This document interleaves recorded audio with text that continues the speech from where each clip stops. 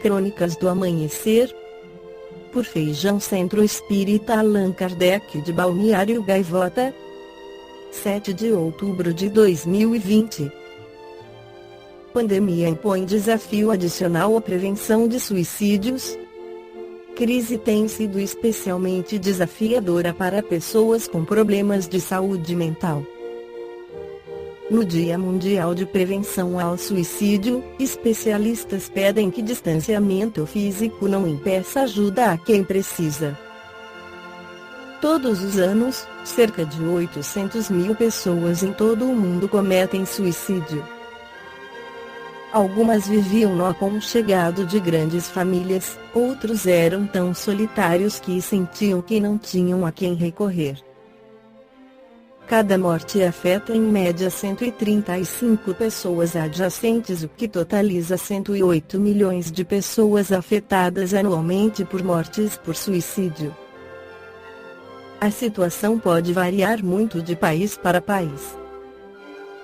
Embora as taxas tenham caído na Alemanha nas últimas décadas, os suicídios são responsáveis por mais mortes do que a soma dos acidentes rodoviários e uso de drogas ilegais.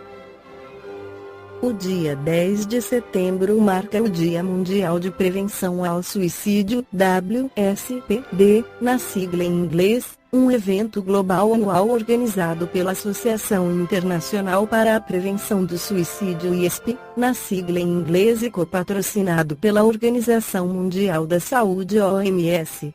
Trata-se de um dia para se recordar daqueles que morreram, mas também serve como convocação global para estarmos atentos e cooperativos com as pessoas que nos rodeiam. E neste ano, em particular, os possíveis efeitos da pandemia do novo coronavírus sobre as taxas de suicídio são um tema de debate entre os especialistas. Polêmica com vídeo no TikTok. A internet pode ser uma fonte de alívio e conforto para aqueles que lidam com pensamentos suicidas, mas os especialistas também alertaram sobre os danos que alguns conteúdos nas mídias sociais podem causar. O aplicativo de compartilhamento de vídeos TikTok recebeu duras críticas nos últimos dias depois que um vídeo de um aparente suicídio começou a circular e, em seguida, espalhou-se para outras plataformas de mídias sociais. O TikTok, que é usado principalmente por usuários mais jovens, comunicou estar trabalhando na remoção do vídeo, que foi inicialmente publicado no Facebook. As escolas foram alertados sobre o conteúdo. Houve relatos de jovens internautas que se sentiram traumatizados após terem assistido ao clipe. Vídeos semelhantes apareceram em outros sites, incluindo Facebook, Instagram e Twitter, o que tem gerado um clamor crescente para que os gigantes das mídias sociais tomem medidas e precauções em relação a conteúdos considerados perturbadores. No Evangelho segundo o Espiritismo, Allan Kardec esclarece que a incredulidade, a simples dúvida sobre o futuro, as ideias materialistas, numa palavra, são os maiores incitantes ao suicídio, produzem a covardia moral. O suicídio, independentemente da forma como se manifesta, sempre produz sofrimentos no curto, médio ou longo prazo, em ambos os planos da vida, o espiritual e o físico.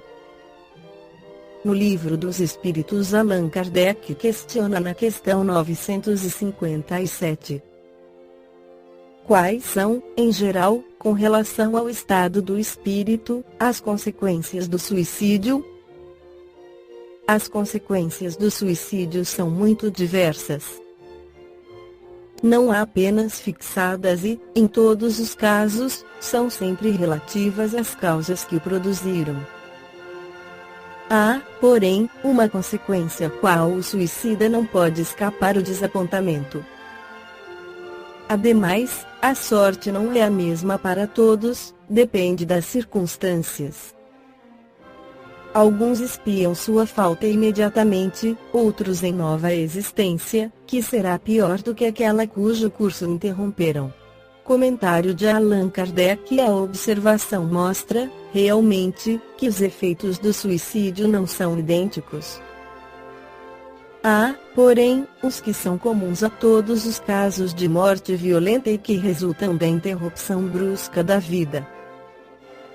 Isso se deve principalmente à persistência mais prolongada e tenaz do laço que une o espírito ao corpo, já que esse laço se encontra em todo o seu vigor no momento em que é rompido, enquanto na morte natural ele se enfraquece gradualmente e muitas vezes se desfaz antes mesmo que a vida se haja extinguido completamente.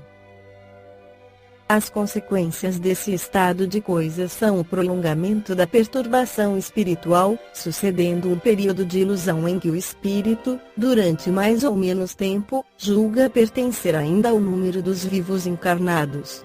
A afinidade que persiste entre o espírito e o corpo produz, em alguns suicidas, uma espécie de repercussão do estado do corpo sobre o espírito, que assim sente, à sua revelia, os efeitos da decomposição, fazendo-o experimentar uma sensação cheia de angústias e de horror, estado que também pode persistir pelo tempo que devia durar a vida que foi interrompida. Esse efeito não é geral, mas, em caso algum, o suicida se livra das consequências da sua falta de coragem e, mais cedo ou mais tarde, expia, de um modo ou de outro, a culpa em que incorreu. É assim que certos espíritos, que haviam sido muito infelizes na Terra, disseram ter se suicidado na existência anterior e submetido voluntariamente a novas provas, para tentarem suportá-las com mais resignação. Em alguns, verifica-se uma espécie de ligação à matéria, de que inutilmente procuram desembaraçar-se, a fim de voarem para mundos melhores, cujo acesso, porém, lhes é interdito. Na maior parte deles, é o pesar de haver feito uma coisa inútil, que só redundou em decepções. A religião, a moral, todas as filosofias condenam o suicídio como o contrário às leis da natureza. Todas nos dizem, em princípio, que ninguém tem o direito de abreviar voluntariamente a vida. Mas por que não se tem esse direito? Porque o homem não é livre para pôr termo aos seus sofrimentos.